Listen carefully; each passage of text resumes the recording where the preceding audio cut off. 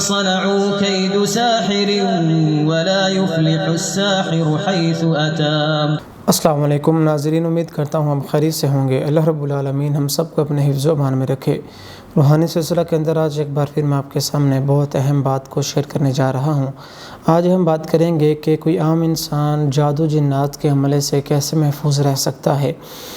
پہلی بات تو یہ ہے کہ ایک تو انسان وہ ہے کہ جو جادو کا شکار ہو چکا ہے، اس کا علاج کیسے ہوگا، یہ میں اینڈ پہ ذکر کروں گا۔ سب سے پہلے میں آپ کو یہ بتاؤں گا کہ جو انسان ہے وہ اس کے ساتھ کوئی بھی جادو کا مسئلہ نہیں، جنات کا مسئلہ نہیں، ٹھیک ہے، لیکن کہتے ہیں نا کہ علاج سے بہتر انسان پرہیز کرے، ٹھیک ہے، وہ احتیاط کرے۔ علاج سے بہتر احتیاط، کہ عام انسان جادو جنات کے حملے سے کیسے محفوظ رہے، وہ ان کی چالوں سے کیسے محفوظ رہے، وہ اللہ کی حفاظت کے اندر کیسے رہے۔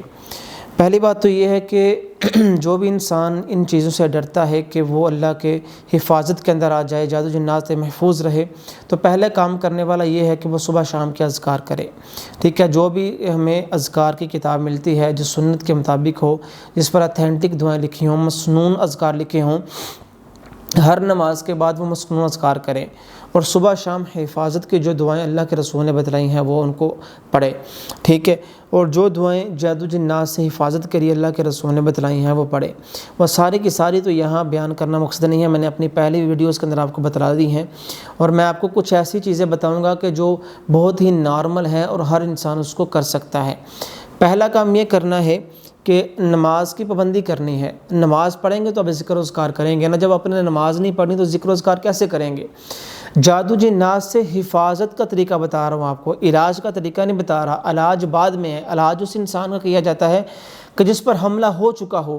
ہم اس انسان کی بات کر رہے ہیں کہ جس پر کوئی مسئلہ نہیں ہے، پھر بھی انسان احتیاط کرتا ہے کہ یار ہو سکتا ہے مستقبل کے اندر اگر میں احتیاط نہ کروں تو میں جادو جنات کا مریض بن جاؤں، ان کے حملے کا شکار بن جاؤں، یا ان کے جال میں پھنس جاؤں۔ تو ہم کیسے بچ سکتے ہیں؟ سب سے پہلے کرنے والا کام کہ آپ نے قرآن کی تلاوت کرنی ہے، نماز کی پابندی کرنی ہے، ذکر و اذکار کی پابندی کرنی ہے، صبح شام کی دعاؤں کو آپ نے پڑھنا ہے، حفاظت کی دعاؤں کو پڑھنا ہے، جادو جنات سے جو بچنے والی دعائیں ہیں ان کو پڑھنا ہے۔ جب آپ قرآن نہیں پڑھیں گے، آپ نماز نہیں پڑھیں گے، اور ذکر و اذکار کو نہیں کریں گے تو وہ انسان جلدی ان کے گھیرے میں آ جاتا ہے۔ جو بھی انسان نماز پڑھنے والا ہے، وضو کرنے والا ہے، قرآن کی تلاوت کرنے والا ہے، ذکر و اذکار کرنے والا ہے، اللہ کو یاد کرنے والا ہے، اس کی زبان اللہ کے ذکر سے تر رہتی ہے، تو وہ انسان اللہ کے گھیرے کے اندر آ جاتا ہے۔ اللہ رب العالمین اس کے ارد گرد ایک دائرہ بنا دیتے ہیں کہ اس تک جنات اور شیاطین نہیں جا سکتے، تو وہ انسان ان سے بہت حد تک محفوظ رہتا ہے۔ لیکن جو انسان قرآن نہیں پڑھتا، نماز نہیں پڑھتا، کبھی وضو نہیں کرنا، گناہ کرتا جاتا ہے، ذکر و اذکار کا پتہ نہیں، حفاظت کی دعاؤں کو پتہ نہیں، ٹھیک ہے، تو کس کو کچھ بھی پتہ نہیں، اللہ کو وہ ذکر نہیں کرتا، تو اس انسان پر جادو جنات کا اثر بہت جلدی ہو جاتا ہے۔ کیونکہ وہ انسان جو اللہ کو یاد کرنے والا ہوتا ہے اس پر جادو جنات کا اثر، اور جنات اس پر بہت مشکل کے ساتھ جاتے ہیں، مثلا کہ جا ہی نہیں سکتے، ٹھیک ہے۔ لیکن جو انسان اللہ کے قریب ہوتا ہے، اللہ سے اس کا تعلق مضبوط ہوتا ہے، اس کا ان چیزوں سے رابطہ منقطع ہو جاتا ہے۔ لیکن جو انسان اللہ کے قریب نہیں ہوتا، نمازوں کا پتہ نہیں، ہر چیز کو وہ یاد نہیں کرتا، کسی کو اس کو فکر ہی کوئی نہیں، تو اس پر جادو جنات کا اثر بہت آسانی کے ساتھ ہو جاتا ہے۔ تو نماز، قرآن، اذکار، حفاظت کی دعائیں، ٹھیک ہے، اور جو فرائض ہیں ان کو پورا کرنے والا ہے۔ اب باتیں ہیں کہ جس انسان پر اگر جادو ہو جائے وہ اس سے حفاظت کیسے کرے، اس کا علاج کیسے کرے۔ علاج کے اندر جو سب سے پہلی بات ہے وہ یہ ہے کہ توکل۔ اگر آپ پر جادو ہو گیا، آپ نے توکل کرنا ہے کہ یہ جو جادو ہوا ہے یہ اللہ کی مرضی کے ساتھ، اللہ کے اذن کے ساتھ ہوا ہے۔ اس کا جادوگر کے ساتھ تعلق تو ہے، لیکن جب تک اللہ نہ چاہتا مجھ پر جادو نہ ہوتا۔ دوسرا توکل یہ آپ نے کرنا ہے کہ اگر جادوگر مجھے کوئی جادو کے ذریعے نقصان پہنچا رہا ہے تو وہ نقصان بھی اللہ کی مرضی کے ساتھ ہو رہا ہے۔ اپنی تقدیر پر ایمان لانا ہے کہ اللہ رب العالمین نے میری تقدیر میں یہ چیزیں لکھی تھی، اس لیے میرے ساتھ ایسے ہو رہا ہے۔ ناشکری نہیں کرنی، ٹھیک ہے، کیا کہتے ہیں، اللہ کے ساتھ گلہ نہیں کرنا، لا تقنطوا من رحمت اللہ، اللہ کی رحمت سے کبھی مایوس نہیں ہونا، ٹھیک ہے۔ تو یہ علاج کی میں چیزیں آپ کو بتا رہا ہوں۔ اسی کے ساتھ ساتھ جب آپ کے اوپر یہ مسئلہ ہو جائے، سب سے پہلے آپ گناہوں کو چھوڑ دیں۔ جب آپ گناہوں کو چھوڑ دیں گے، آپ غلطی کے راستوں کو چھوڑ دیں گے، تو جادو جنات کی چیزیں جو ہے جنات اور شیاطین آپ سے ویسے ہی دور ہو جائیں گے، ٹھیک ہے۔ اب میں آپ کو مختصر سی پڑھائی بتا رہا ہوں کہ جو اپنے گھر کے اندر اپنا علاج خود کر سکتے ہیں۔ سب سے پہلے جو اپنے کرنے والا کام ہے، جب جس انسان کے ساتھ یہ مسئلہ ہو اور جو انسان ان کی حفاظت میں رہنے والا ہو، دونوں انسان یہ کام کریں۔ جو جادو کا مریض ہے وہ اپنی علاج کے لیے ان دعاؤں کو پڑھے، اور جو اس کا مریض نہیں ہے بالکل صحت مند ہے، اللہ کا شکر ادا کرے اور احتیاط کے لیے، ان کی حفاظت کے لیے، اپنے آپ کو بچانے کے لیے ان دعاؤں کو پڑھے۔ سب سے پہلے کرنے والا کام آپ نے آیت الکرسی کی تلاوت کثرت کے ساتھ کرنی ہے۔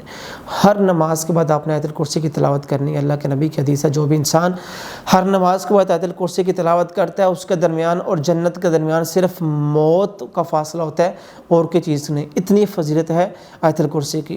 اور آپ کو یاد ہے وہ بہت مشہور واقعہ کہ جب وہ ایک صحابی کو ایک شیطان نے، وہ جب اللہ کے رسول نے اس کو حفاظت کے لیے کھڑا کیا تھا، 3 دن وہ سو گیا، تو یہ شیطان نے اس کو بتایا تھا کہ تو آیت الکرسی پڑھے گا تو پھر میں اس گھر کے اندر داخل نہیں ہو سکتا۔ تو آیت الکرسی کی تلاوت کریں، سورۃ الفاتحہ کی تلاوت کریں، سورۃ الفاتحہ کے ساتھ سورۃ بقرہ کی آخری 2 آیات کو ملا کر پڑھیں۔ 2 چیزیں۔ تیسری چیز کہ اپنے گھر کے اندر روزانہ کی بنیاد پر سورۃ بقرہ کی تلاوت کریں۔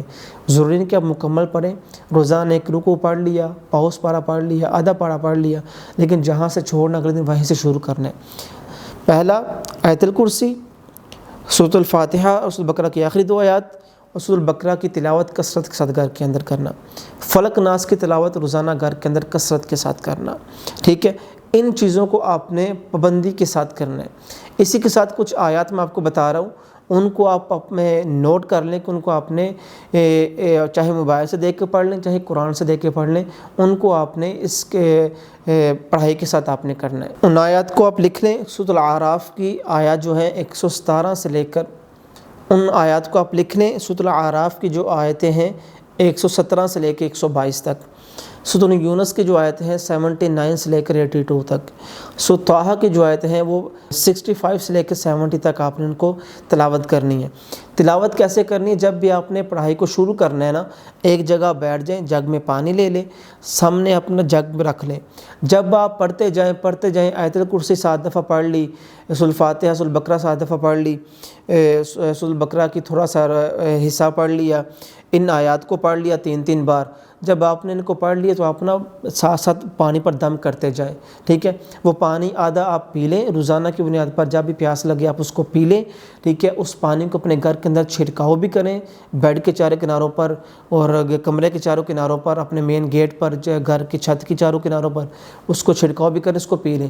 اور جب بھی آپ نہائیں، وہ نہانے والے ٹب کے اندر تھوڑا سا پانی اس میں ڈال دیں تو اس کے ساتھ آپ غسل کریں۔ اور ساتھ آپ یہ کریں، کوشش کریں کہ بیری کے پتے لیں، 7 بیری کے پتے لے کر ان کو کاٹ کر، ٹھیک ہے، جب ان کو کاٹ لیں تو وہ بھی اس کے اندر شامل کر لیں نہانے والے پانی کے اندر۔ تو جب آپ اس سے غسل کریں گے تو آپ کا جسم پاک و صاف ہو جائے گا۔